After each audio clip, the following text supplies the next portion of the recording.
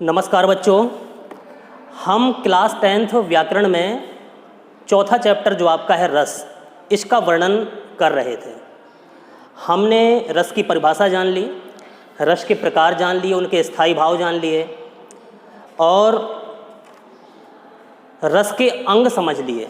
रस के अंग में हमने जैसे कि 4 अंग आपको बतलाए थे: स्थायी भाव, विभाव, अनुभाव और संचारी भाव। तो स्थायी भाव को हमने समझ लिया था कि जो मन में हमेशा स्थित रहते हैं, जब कोई अनुकूल परिस्थिति आ जाती है तो वो भाव प्रकट हो जाते हैं। सदैव रहने वाले भाव, मन में सदैव स्थित रहने वाले भाव आपके स्थायी भाव होते हैं। ठीक है कि नहीं?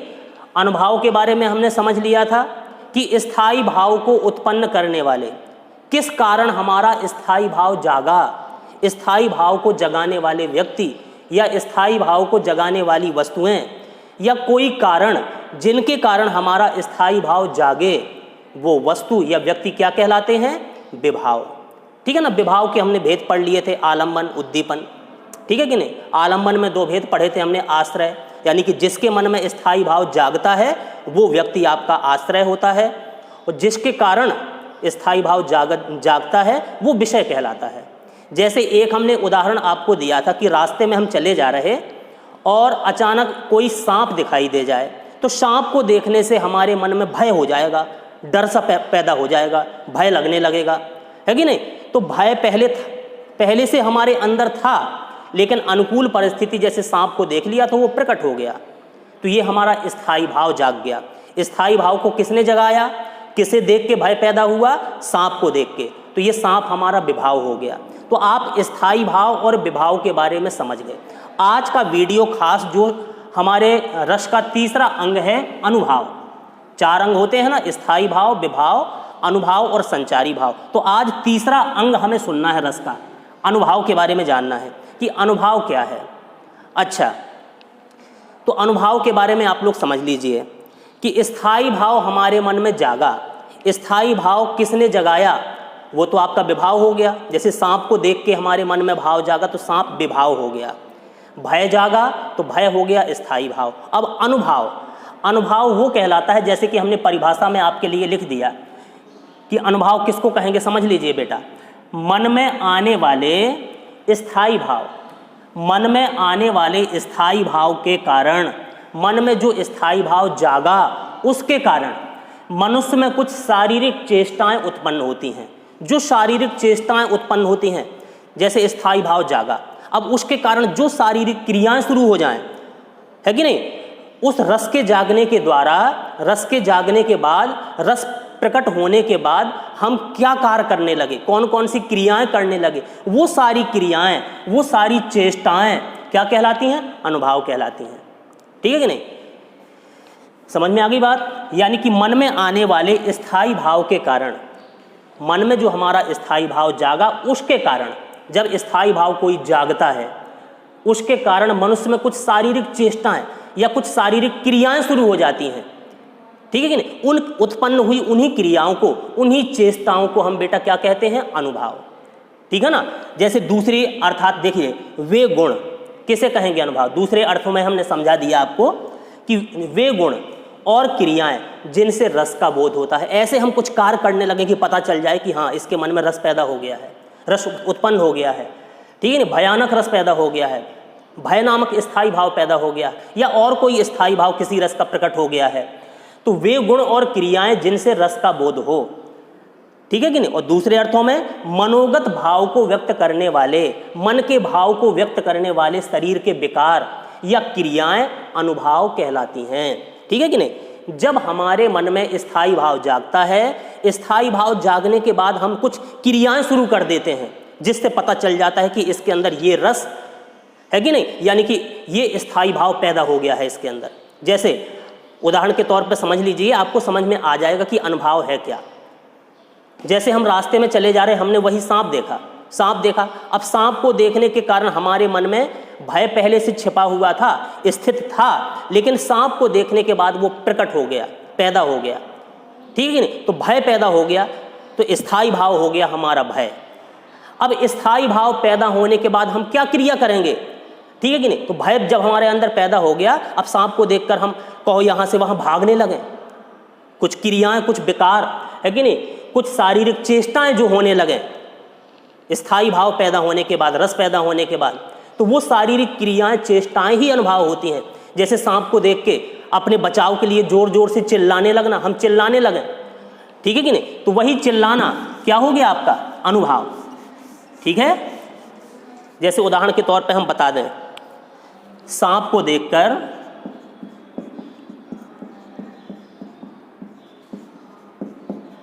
सांप को हमने देखा, तो सांप को देख करके क्या करें, बचाव के लिए जोर जोर से चिल्लाना, बचाव के लिए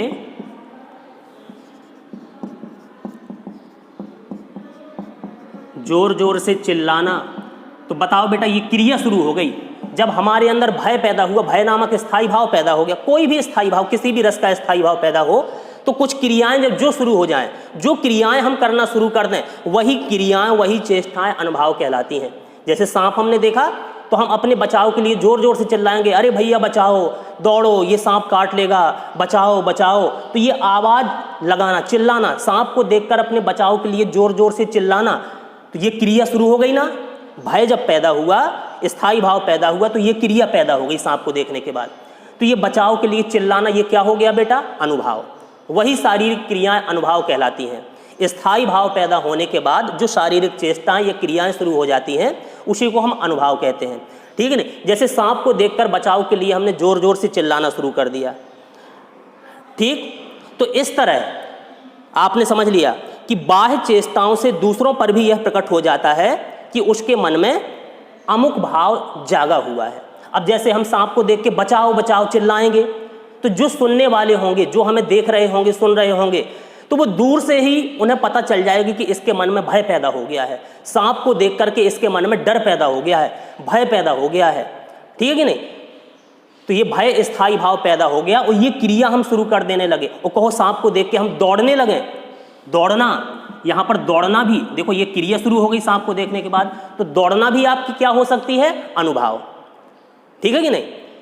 तो बस अनुभव के बारे में आप इतना जान लीजिए कि जब स्थायी भाव, कोई भी स्थायी भाव, वो हास हो सकता है, रति हो सकता है, करुण हो सकता है ना, शोक स्थायी भाव हो सकता है करुण रस का, कोई भी स्थायी भाव जब जागता है, उस स्थायी भाव के जागने के बाद जो शारीरिक क्रियाएं शुरू हो जाएं, जो शारीरिक चेष्टाएं शुरू हो जाएं, उन्हीं उत्पन्न हुई शारीरिक चेष्टाओं को, उन्हीं क्रियाओं को हम अनुभव कहते हैं। आ रही बात समझ में। अच्छा, जैसे हमने दूसरा उदाहरण आपको बताया था लक्ष्मण जी का, लक्ष्मण संवाद का, कि लक्ष्मण को देख करके धनुष राम जी ने तोड़ दिया, परशुराम जी आए, ठीक है कि नहीं। तो राम तो बैठ गए शांत, लेकिन लक्ष्मण जी का वार्तालाप उनसे होने लगा, वाद विवाद होने लगा परशुराम जी से, ठीक है कि नहीं। तो लक्ष्मण जी को देख करके उनके मन में क्रोध जाग गया, क्रोध जाग गया, ठीक है कि नहीं, क्रोध जागा। अब क्रोध जागने के बाद, क्रोध नामक स्थायी भाव पहले से था, लेकिन परिस्थिति ऐसी आ गई कि वो क्रोध जो अंदर था, स्थित था, वो जाग गया। तो लक्ष्मण को देख के क्रोध जाग गया, ठीक है, स्थायी भाव जागा। अब स्थायी भाव जागने के बाद क्या क्या क्रियाएं कर सकती हैं, देखो आपने पाठ पढ़ा होगा कि लक्ष्मण को मारने के लिए परशुराम जी ने फरसा निकाल लिया, तो ये क्रिया हो गई, ठीक है। जैसे दूसरे उदाहरण में हमने बताया कि लक्ष्मण को मारने के लिए, ठीक है, परशुराम जी ने क्या निकाल लिया, फरसा निकाल लेना, ठीक है। तो जो क्रियाएं शुरू हो जाएं, जब स्थायी भाव जाग जाए, स्थायी भाव जागने के बाद जो शारीरिक क्रियाएं शुरू हो जाएं, दौड़ने लगना, भागने लगना, ठीक है कि नहीं। अब जैसे हास्यरस प्रकट हुआ, हास नामक स्थायी भाव पैदा हुआ, तो बड़े हंसने लगना, है कि नहीं। तो ये सब क्या हो गई, शारीरिक क्रियाएं, ठीक है ना। अब जैसे बहुत करुण शोक पैदा हो गया, शोक नामक स्थायी भाव जागा, तो हो सकता है हम आंसू बहाने लगें, विलाप करने लगें, रोने लगें, ठीक है कि नहीं। तो ये सब क्रियाएं शुरू हो जाती हैं। तो जब स्थायी भाव जागता है, स्थायी भाव जागने के बाद जो शारीरिक क्रियाएं या शारीरिक चेष्टाएं इंसान करना शुरू कर देता है, उन क्रियाओं को, जो क्रियाएं होना शुरू हो गई स्थायी भाव जागने के बाद, उन्हीं को हम बेटा क्या कहते हैं? अनुभाव। समझ गए बात? चलिए, अब अनुभाव की हमने साधारण सी जानकारी हमने दे दी। अभी ये इतना डिटेल आपसे पूछा नहीं जाएगा। अभी रस की शुरुआत हम करेंगे पहले रस से, श्रृंगार रस से। तो अगर ये चीज़ें, शुरुआत की चीज़ें बेटा आपको अगर ना बनेगी तो वहाँ छांटने में कि हम अनुभाव कैसे छांटें, स्थायी भाव कैसे छांटें, तो दिक्कत हो जाएगी। इसलिए इनकी डिटेल अभी पढ़ना बहुत आवश्यक है। ठीक है, तो अनुभाव के बारे में आप समझ गए। जो शारीरिक क्रियाएं, शारीरिक चेष्टाएं, ठीक है, स्थायी भाव पैदा होने के बाद शुरू हो जाती हैं। ठीक है, जो क्रियाकलाप इंसान करना शुरू कर देता है स्थायी भाव जागने के बाद, वो सारी क्रियाएं ही अनुभाव कहलाती हैं। जैसे दौड़ना, नाचना, हंसना, गाना, रोना, विलाप करना, बचाओ बचाओ के लिए चिल्लाना, फरसा निकाल लेना, मारपीट करना शुरू कर देना, ये सारी क्रियाएं होना अगर स्थायी भाव जाग गया तो जो भी क्रियाएं शुरू हो जाएं वो सारी क्रियाएं अनुभाव कहलाती हैं।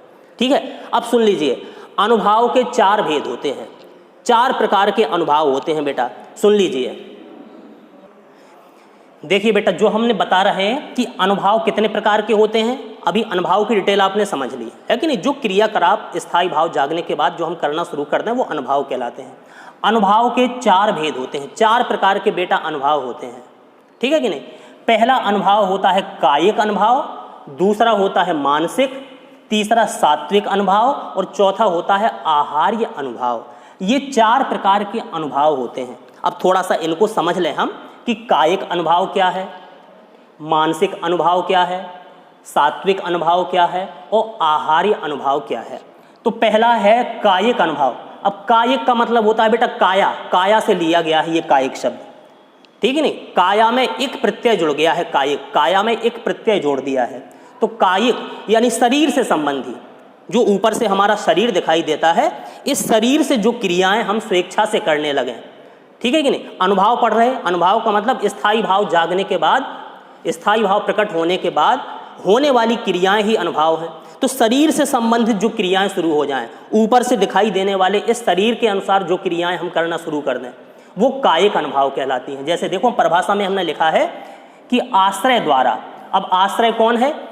आश्रय कौन है? जिसके मन में स्थायी भाव जागता है वो व्यक्ति आश्रय कहलाता है। ठीक है नहीं, जिसके मन में स्थायी भाव जागा वही तो आश्रय है।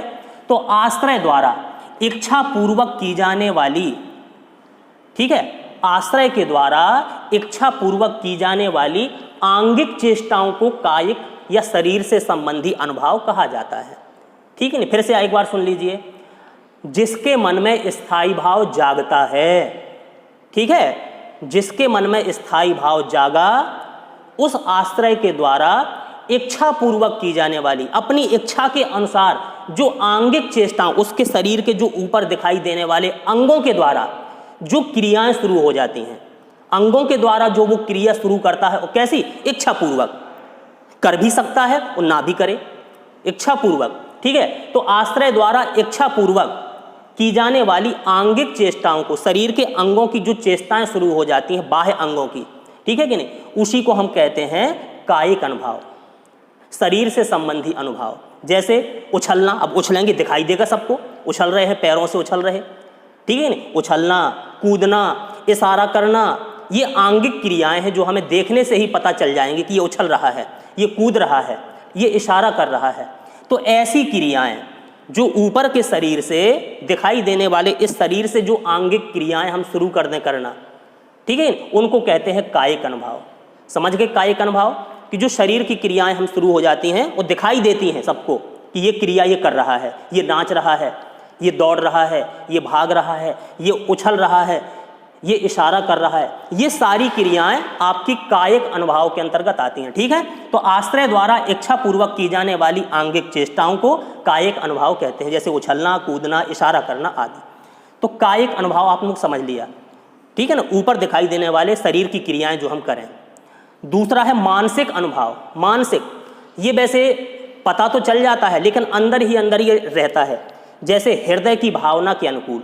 देखिए मानसिक अनुभव क्या है, हृदय में कोई भाव जागा तो उसके अनुकूल मन में हर्ष पैदा हो गया, अंदर ही अंदर हर्ष, विषाद, विषाद माने होता है दुख, ठीक है, हृदय की भावना के अनुकूल जो मन में हर्ष पैदा हो जाता है खुशी प्रकट होती है, विषाद यानी कि दुख पैदा होता है, तो इन उत्पन्न हुए, मन में उत्पन्न हुए, हृदय में उत्पन्न हुए इन भावों को हम क्या कहते हैं? मानसिक अनुभव, जो हृदय में है। ठीक है, उसके अनुसार हम शरीर की क्रियाएं नहीं कर रहे, सिर्फ हृदय में हमारे आज अपार प्रसन्नता आ गई, हृदय में बहुत कष्ट छाया हुआ है कि नहीं? ऊपर से क्रियाएं नहीं कर रहे कि हम रो रहे, विलाप कर रहे, चिल्ला रहे, ये क्रियाएं नहीं, बस मन में खुशी है हमारे। ठीक है, मन में हमारे विषाद है, दुख। तो मन की क्रियाओं को, मन में होने वाली क्रियाओं को, ठीक है कि नहीं, तो हृदय की भावना के अनुकूल मन में हर्ष, विषाद आदि के जो भाव उत्पन्न होते हैं, ठीक है, उन भावों को ही हम क्या कहते हैं? मानसिक अनुभव। तो कायिक अनुभव और मानसिक अनुभव आप समझ गए।